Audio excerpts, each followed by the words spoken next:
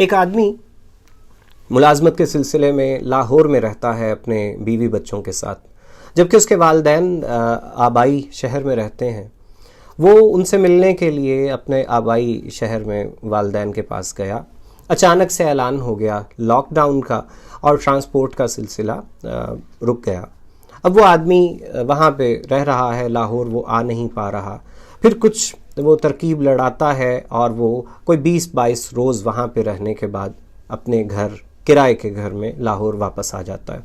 جیسے ہی وہ واپس پہنچتا ہے، اگلے مہینے کی 10 تاریخ ہو چکی ہے اور اس کا مالک مکان اس کے پاس فوری طور پہ پہنچتا ہے اور کہتا ہے کہ مجھے مکان کا کرایہ دیجیے۔ وہ آدمی کہتا ہے کہ میں تو 20-22 روز سے اس مکان میں رہ ہی نہیں رہا تھا، تو میں مکان کا کرایہ کیوں دوں؟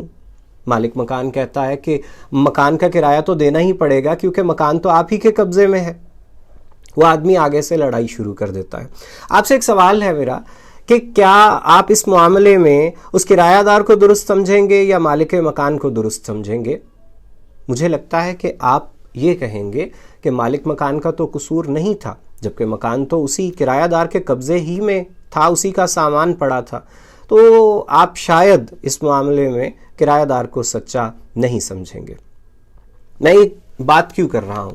آج کل سوشل میڈیا پہ میں ایک لفظ بہت زیادہ سن رہا ہوں، پڑھ رہا ہوں، دوست احباب بہت شیئر کر رہے ہیں، اور وہ یہ ہے کہ اسکول مافیا۔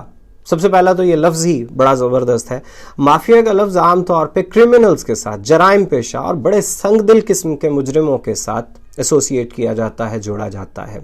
اسکول والوں کو مافیا کہنا، اس سے ایسے لگتا ہے کہ جیسے خدا نخواستہ وہ اپنے اسکولوں میں کوئی ڈرگز کا ریکٹ چلا رہے ہیں۔ یہ بڑی زیادتی کی بات ہے۔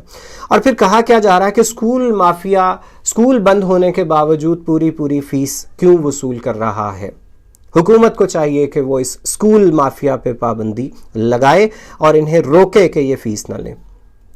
میں ایلیٹ کلاس کے سکولز کو نہیں جانتا، میں ان کی بات بھی نہیں کر رہا۔ ان کے مالکان ارب پتی ہوتے ہیں اور ان سکولز میں جو بچے پڑھ رہے ہوتے ہیں ان کے والدین کے پاس بھی بہت پیسہ ہوتا ہے۔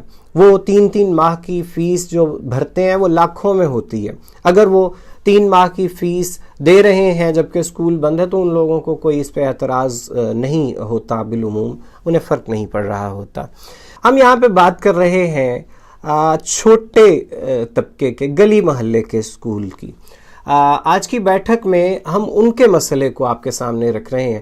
یہ اسکول ایسا ہے کہ گلی محلے کا ایک کرائے کا 4-5 کمروں کا مکان ہے جو انہوں نے کرائے پہ لیا، اس میں انہوں نے اسکول بنا لیا۔ وہ ایک پڑھا لکھا آدمی تھا جس کو بالعموم کوئی اور روزگار نہیں ملا تو اس نے اس کام کو کیا، یا اس کا پیشن تھا، دونوں صورتیں ہوتی ہیں۔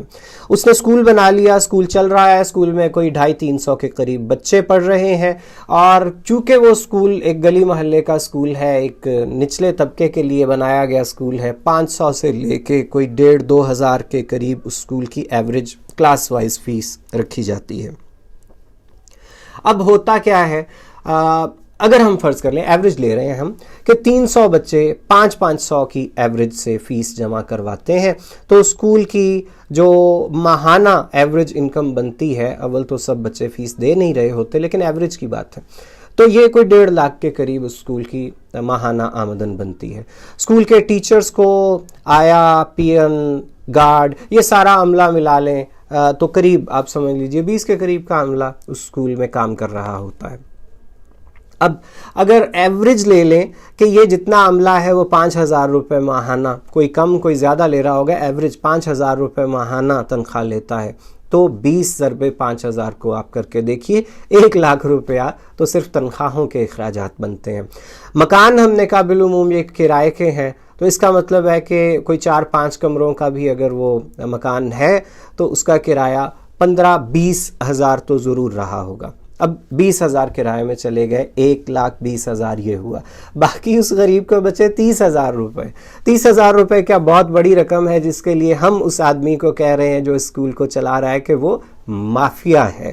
یہ اتنا بڑا لفظ ہم اس کے لیے استعمال کر رہے ہیں کیونکہ وہ مہینے کے 30,000 روپے بچا رہا ہے۔ اب آپ میں سے کچھ سیانے لوگ یہ کہیں گے کہ ان کا صرف ایک ہی سورس آف انکم تو نہیں ہے، ظاہر ہے وہ کتابیں بیچتے ہیں, وہ یونیفارم بیچتے ہیں, ان کی ٹک شاپ ہوتی ہے. آپ کو کیا لگتا ہے کہ وہ ساری کی ساری کتابیں ہر مہینے بکتی ہیں, وہ یونیفارم ہر مہینے بکتے ہیں؟ ایسا نہیں ہوتا. کیا آپ کو لگتا ہے کہ وہ ٹک شاپ مہینے کے لاکھوں روپے کماتی ہے؟ ایسا بھی نہیں ہوتا. فرض کر لیجئے کہ ان کا بڑا اچھا سیزن اگر لگ بھی گیا تو انہوں نے یونیفارم اور کتابوں کے سیزن میں کوئی 4-5 لاکھ روپے کمائے ہوں گے. آپ ان کو بھی 12 پہ تقسیم کیجئے اور اس 30 کے ساتھ جمع کر لیجئے, آپ کو خود ہی پتہ چل جائے گا کہ کوئی بہت بڑا لکھ پتی, ارب پتی, کروڑ پتی والا معاملہ نہیں ہے. وہ بس بیچارہ اپنی بیوی کا ہی پتی ہوتا ہے بالعموم. تو میں صرف آپ کو یہ بتانا چاہ رہا ہوں کہ مافیا جیسا لفظ استعمال کرنا بڑی عجیب سی بات ہے. وہ بھی ایسے غریب لوگ ہیں, مڈل کلاس کے لوگ ہیں جو بالعموم یہ اسکول وغیرہ چلا رہے ہیں. اب سوچئے اگر 3 مہینے تک اسے وہ فی وہ آدمی نہیں لے گا تو وہ 20 لوگ جو اس کے ملازم ہیں ان کے گھروں میں فاقے ہوں گے, اور اس کے اپنے گھر میں فاقے اگر نہیں بھی ہوں گے تو ظاہر ہے کہ مشکل ہوگی اس کے لیے بھی. تو آپ لوگ اتنی ظالمانہ بات نہ کیا کریں. میں ایک مثال دیتا ہوں آپ کو. آپ یہ سمجھ لیجئے کہ آپ ایک پرائیویٹ ادارے میں ملازمت کرتے ہیں اور لاک ڈاؤن ہو گیا 1 مہینے کے لیے, خدا نخواستہ اس سے زیادہ نہ ہو, تو آپ کا ادارہ آپ کو یہ کہہ دے کہ دیکھیے آپ نے 1 مہینہ کام تو کیا نہیں ہے, اس وجہ سے ہم آپ کو تنخواہ نہیں دیں گے. آپ بہت خوش ہوں گے یقیناً. فرض کر لیجئے آپ کے والد صاحب ایک محکمے سے ریٹائر کر چکے ہیں اور انہیں پینشن ملتی ہے ہر مہینے کی. اگر حکومت پاکستان یہ کہہ دے کہ اب یہ آدمی کام تو کر نہیں رہا, اس وجہ سے ہم اسے پینشن نہیں دیں گے, تو میرا خیال ہے کہ آپ کو یہ بھی اچھا نہیں لگے گا. اور اگر آپ کا کرایہ دار, جیسا کہ میں نے ابھی مثال بھی دی, 1 ہفتے 2 ہفتے 3 ہفتے یا 1 ماہ کے بعد گھر آئے اور آ کے آپ سے کہے کہ چونکہ میں 1 ہفتہ 2 ہفتے 1 ماہ آپ کے گھر پہ نہیں رہا, اس لیے نہ تو میں آپ کو کرایہ دوں گا اور نہ ہی کوئی یوٹیلیٹی بل آپ کو ادا کروں گا, تو میرا خیال ہے یہ بات بھی آپ کے لیے قابل قبول نہیں ہوگی. تو تھوڑا سا اپنے دل کے اندر دوسروں کے لیے ہمدردی پیدا کیجئے. آپ غریبوں میں راشن بانٹنے کا کام کر رہے ہیں, آپ غریبوں کا خیال رکھ رہے ہیں, بہت اچھی بات ہے, لیکن سب سے بڑا پرابلم یہ ہے کہ ہم سفید پوش طبقے کا کوئی خیال رکھنے کے قائل نہیں ہیں, کیونکہ وہ مانگ نہیں رہا, اس نے ہاتھ پھیلا نہیں رکھا, اس لیے ہمیں یہ لگتا ہے کہ اس کا کوئی حق بھی نہیں ہے. حق تو صرف اسی کا ہوتا ہے جو سفید پوش. میں یہاں پہ ایک وضاحت کر دوں, میرا کوئی پرائیویٹ اسکول نہیں ہے, میرا کسی میں کوئی شیئر نہیں ہے, میں کسی پرائیویٹ اسکول میں پڑھاتا بھی نہیں ہوں. میں ایک جنرلی بات کر رہا ہوں. اتنا زیادہ ایک چیز کو دیکھ کے مجھے لگا کہ مجھے اس پہ بات کرنی چاہیے. اگر آپ ایک صاحب ضمیر ہیں, صاحب شعور ہیں, تو آپ کی سمجھ میں یقیناً میری بات آئی ہوگی. حکومت نے یہ اعلان کیا ہے کہ 20% تک کم فی یہ اسکولز وصول کریں. میں اس فیصلے کو غلط نہیں کہہ رہا. آپ لوگوں کے, ان لوگوں کے جو کیمپین کر رہے تھے, ان کی دل کی تسلی کے لیے حکومت نے یہ فیصلہ کیا ہے. آپ کے دل کی تسلی ہو گئی. باقی 80% تو کم از کم اسکول والوں کو خوشی سے دیجئے تاکہ ان کے اور ان کے عملے کے کچن گھر چلتے رہیں. امید ہے آپ تک پیغام پہنچ گیا ہوگا. آپ کا بہت شکریہ.